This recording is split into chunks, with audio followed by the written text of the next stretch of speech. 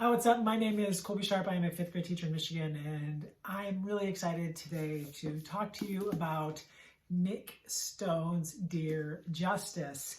And I am a fifth grade teacher, so 90+% of the reading that I do in my life is around middle grade books.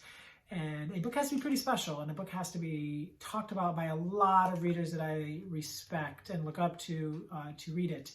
And I was way late on the bus here to read Nic's book, Dear Martin. I read it over the summer, and I loved it. I thought it was an amazing work of fiction, a beautiful book, a very timely read, and I just couldn't get enough. I just couldn't stop turning pages. So when the, companion book, Dear Justice, came out, I had to read it, and I had to put everything else aside and dig in and get a chance to experience Quan's story. And I was blown away. It just really shows how two people growing up in the same place and both really bright boys could just end up on two totally different situations. And one boy, Justice at Yale University, and Quan behind bars, awaiting trial on murder.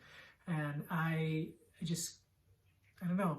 I feel like books like this are what our kids should be reading, and I feel like things like this are exactly the type of books that help us to grow as humans and get away from this systemic racism and this awful things that are happening in this country to Black citizens and Black people, and it's just out of control.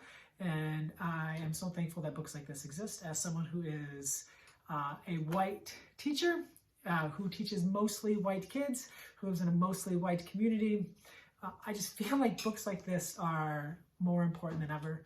I know a lot of times we talk about the importance of kids seeing themselves in books. Well, my kids need to maybe see a little bit less of themselves in books and see a little bit more of other people's situations and people who don't look like them and people who don't grow up like them. And I'm thankful that this is a book that hopefully kids in our middle school and high school can read, and it's definitely a book that I will be passing on to my wife, who has a high school chemistry classroom library where she puts so many amazing books into the hands of readers. And I know that she read and loved this book, and I'm just so thankful. The way that it's told is it's just also the way that it's told is beautiful. Like these letters that Quan is writing to Justice from prison.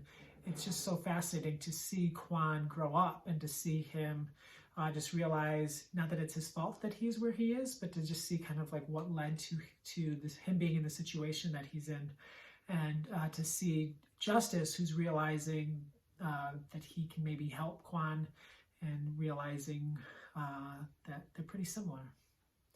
I don't know. We're in like this amazing time in children's literature, and I just feel so thankful that kids can read books like this.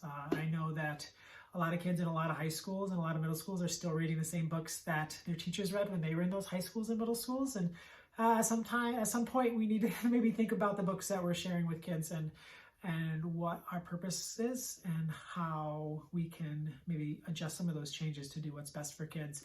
I never read anything like this when I was in school. To be honest, I didn't even really know that books existed that didn't suck in high school. We were just reading about, The Scarlet Letter and The Great Gatsby and Romeo and Juliet and a bunch of other books that I never read. And I'm not blaming anyone, but I am saying like there's so many great books today, and there's so many books that can help kids learn more about the world and to learn how to be a citizen in this crazy, wild, sad, frustrating time. And I see some of the kids that are growing up in my community, and I just want them to have experiences reading books like this. Like, can you imagine like going back in time and reading books like this when you were 14, 15, 16, 17? Most people who are watching this video probably look like me.